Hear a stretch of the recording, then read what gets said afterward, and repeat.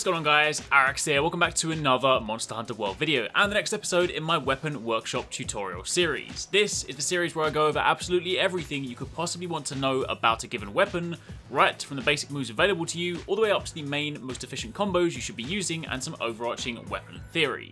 If you guys missed last week's episode, then I went over how to use the Greatsword, and over the course of the next few weeks I'll be putting together guides to cover each of the 14 weapons in Monster Hunter World, and today we're continuing that by turning our attention to the Gunlance.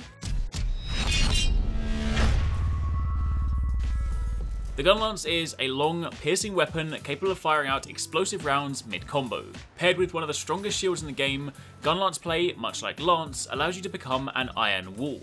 Where other weapons will see players evading incoming attacks, the strong shield allows you to stand your ground, absorb the damage, and follow up maintaining pressure on the monster. If you like adopting the role of the tank, then Gunlance has your name written all over it. With a variety of high damage combos and great defensive options, you really can go face to face with some of the fiercest monsters in the game. Now, before we dive in and go over the core moves for the weapon, there's a couple of important things I need to cover. First up, movement. The Gunlance, much like the Lance, moves and plays very differently from most other melee weapons. Where other weapons allow you to evade roll in combat, the Gunlance and Lance perform back hops and side hops. These moves still provide you with great evasive options, but they're also designed to allow you to reposition and maintain pressure on your target. As such, when picking up either of the Lance weapons for the first time, people often say they feel clunky. Now, clunky isn't exactly the right word, but I can understand where they're coming from. If you're used to rolling out of danger and moving more freely, having to then learn to hop and sidestep, it's understandable that it might take some getting used to. However, thanks to a new addition in World, you're now able to hop forwards, so while you still won't be evade rolling with your weapon drawn, you do at least have the freedom to hop in any direction. The Gunlance is designed to be like an iron wall. You get up in the monster's face, deal damage, guard incoming attacks, and hop around to reposition or dodge where necessary, and then you maintain your assault. When mastered, these weapons allow you to play aggressively and minimize your downtime between attacks, so while they may feel a little different when you first pick them up, if you take the time to understand the movement, you'll be moving just as fluidly as any other weapon in no time. In addition to this, it's important to understand that there are different types of Gunlances: normal, wide, and long. And these types refer to the shelling portion of the weapon. I'll go over what shelling is when we speak about the moves, but very quickly, in addition to being a lance, this weapon is also a gun. More like a shotgun, given that it's close range and you won't have to worry about different bullet types like you would with a bowgun, but it also allows you to fire shots amidst your combos. When crafting your gun lances, you'll see the types listed here. A normal type gun lance has the most shells at 5, 6 if you use capacity boost, making it great for a full burst playstyle, essentially a playstyle where you unload all of your shells in one. However, normal type gun lances have lower individual shell damage and average damage output when using Wyvern Fire and Wormstake. Long type gun lances have 3 shells by default, 4 with capacity boost, and these are good at charged shelling. Plus, they have more range on their shell attacks, but again, they have average damage output for Wyvern Fire and Wormstake. And then finally, wide type gun lances. These are the best for regular shelling attacks. Good if you plan to mix those into your basic combos. Plus, these also have the best damage output for Wyvern Fire and Wormstake. However, given they only have 2 shells, 3 with capacity boost, they're not good for full burst playstyles, so you need to pick and choose these accordingly. You'll also notice a shelling level when crafting your Gunlance. Essentially, the level affects the damage that your shells do. It'll range from level 1 to 4, and while this may also influence your weapon choice, largely you're going to be picking based on your Gunlance type. Now, I mentioned a few terms there that might not have meant too much just yet, but when we go over the moves in just a second, everything will fall into place. But in short, normal is for full burst, long is for charged, and wide is for regular shelling. So, with all of that covered, now let's go over the moves. Pressing triangle 3 times consecutively will perform your standard lateral thrust combo. Much like the Lance, this is relatively fast, allows you to focus on a particular point, making it great for targeting weak spots, and it does decent damage. If you push forward and press triangle, you'll instead go into the lunging up thrust. This is good for closing the gap. It'll move you forward a good distance, and from there you can transition straight into your standard triangle combo. It's a great opener, so if you're approaching the monster with your weapon drawn, starting with this is a great option. Pressing X will then perform a back hop. You can chain 2 of these together before there's a momentary pause, allowing you to then continue hopping provided you still have stamina. As mentioned in the introduction, this is how you'll be evading and repositioning. You can also input a direction with the hop to move forwards, left or right, although do note that in order to hop left or right, it'll either need to follow the first hop or an attack. And speaking of following attacks, your hops are incredibly important, not just for evading and repositioning, but also for resetting your combos. Following a basic triangle lateral thrust combo, if you hop, you can get back into the combo quicker than if you just waited to hit triangle again. Holding down R2 will allow you to block, and pressing a direction with this will then allow you to shuffle around whilst blocking, and it's also worth noting you can draw directly into guard should you need to. Gunlance has one of the strongest shields in the game, allowing you to block a good number of attacks. Of course, blocking a hit does still consume stamina, and when blocking stronger attacks you'll also take a certain degree of chip damage, so you don't want to rely on this indefinitely and just turtle up in the corner, but know that in times of danger this is a great defensive option for you. This is also why guard and guard up armor skills can prove quite useful, since they help reduce the impact on guarding and allow you to block otherwise unblockable attacks. We'll speak more about those in the armor skills section of the video. The main thing to keep in mind is that your shield allows you to stay at the monster's side and keep attacking. Where other melee users might need to roll out and reposition, you can just stand your ground and keep going. Pressing R2 and triangle will perform a guard thrust. This is a high thrust, allowing you to attack otherwise out of reach areas like tails, wings or heads. You can then carry this on into a high triangle combo by going R2 triangle, triangle, triangle, so basically the same as the lateral thrust, only more vertical.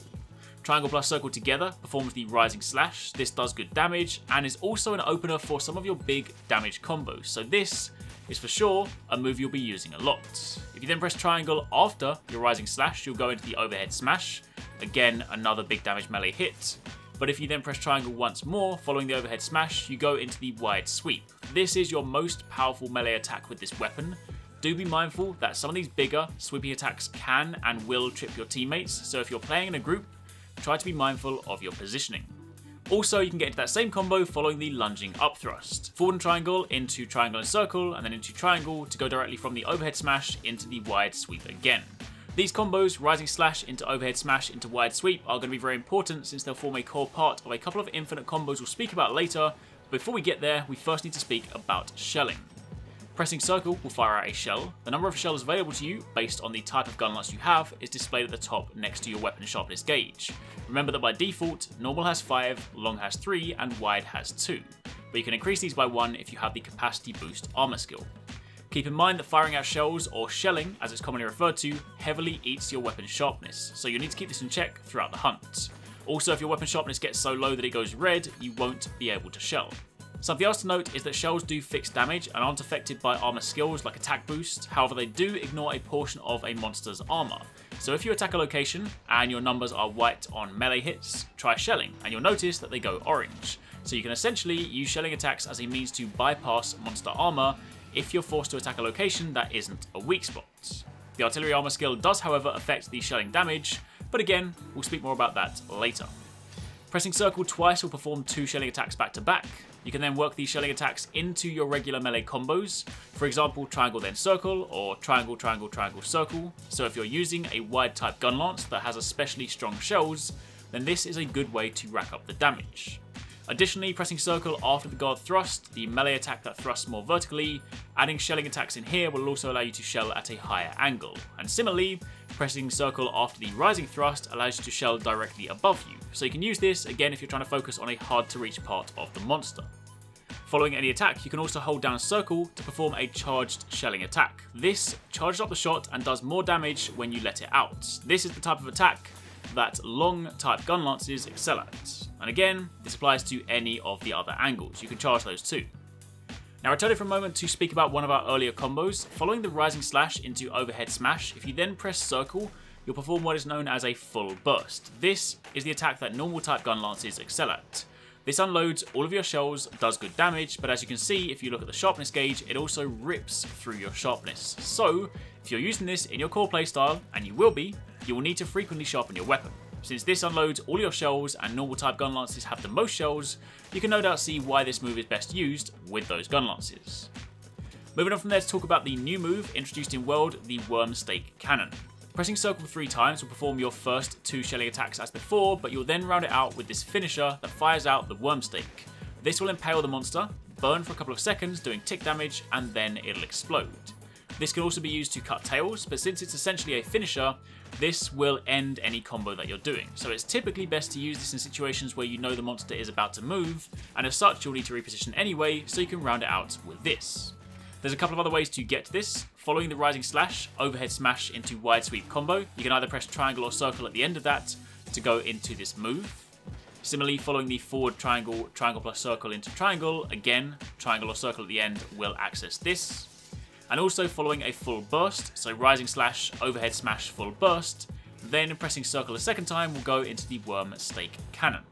Note that once you've used it, the little stake icon will go red and it will need to be reloaded before you can use it again. Also, the same thing goes for your shells. Once they're out, you'll also need to reload those too. Holding down R2 and pressing circle will then perform a full reload. This reloads your shells and your worm stake. Better than that, however, is the hop reload. After a back or side hop, pressing circle will go into the reload. The timing is largely similar, but this one feels more fluid. Mid-combat, you use your shells, your stake, you need to reload, so you hop, reload, and then continue. Whereas the previous one, you stand there, guard, and then reload. They can both be used, but I personally prefer this one. However, on top of that, you also have the quick reload. After any attack, if you press R2 and circle together, you'll do what is commonly referred to as the quick reload. This will reload all your shells, but not your worm stake. This move is fast, and it will form a core part of your infinite combos that we'll speak about shortly, since it allows you to maintain constant damage and shell attacks with next to no downtime. It's also worth noting that even if you don't need to reload, this can also be used to reset your combos. Take the basic lateral thrust. I mentioned that after the third hit you could hop to reset, which you can. However, you can also use a quick reload instead, in turn allowing you to remain largely rooted on the spot. You will use both of these depending on the situation. Sometimes repositioning is more valuable, other times quick reload has more value, but also quick reload allows you to go directly into the overhead slam, meanwhile hop requires a rising slash first. And finally, the last of your core moves, the Wyvern's Fire. Holding down R2 and pressing triangle and circle together, you'll perform this big explosive attack. Again, it deals good damage, but given the time taken to do it, it's usually something you work in when the monster is downed, trapped, or you just have a big opening. Also remember what I said at the beginning, wide gun lances do the most damage with this move, meanwhile normal and long, they're still good, but just not quite as good when compared to the wide gun lance. The No Gigante gun lance is an example of a wide offering. Following this attack, you'll then be at a cooldown state. Notice the glowing light on your lance. You can't do this attack again until this goes away. So it really is something you'll use on big openings and not in general gameplay. So those are your core moves. Now let's quickly round it out with aerial and sliding moves, and then we'll go over how you're going to be doing big damage with your combos. While sliding down a hill, pressing triangle triangle will go into a jumping rising slash followed by a jumping thrust, and then upon landing this move, you can follow up into either your triangle combo, an overhead smash, or even shelling attacks. Alternatively, while sliding, pressing triangle then circle will follow the jumping rising slash with an aerial burst, like the full burst, but you unload all of your shells in a wide arc. Again, more benefit with normal type gun lances, so I'd say use this selectively. Pressing forward and triangle on a slope will also initiate a slide, and again you can then lead into those moves. Also, while sliding you can press R2 to draw into a guard.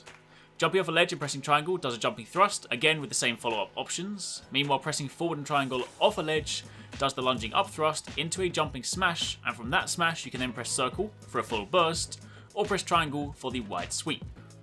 When running up a runnable surface, pressing triangle again goes into the jumping thrust, and finally pressing forward and triangle to do the lunging thrust into the wall again results in the jumping smash, allowing for either a full burst or a wide sweep follow-up. Now, with all the moves covered, how do we tie it all together? What combos should you be using to do the most damage? Well, first up, let's go over a couple of infinite high damage combos. This first one is more so for normal type gun lances, since it makes heavy use of the full burst attack. Pressing triangle or circle for the rising slash, then going into overhead smash, followed by full burst. From there, you can then press triangle for a wide sweep, R2 plus circle for the quick reload, and from there you can press triangle or circle again to go back into the overhead smash and loop this indefinitely.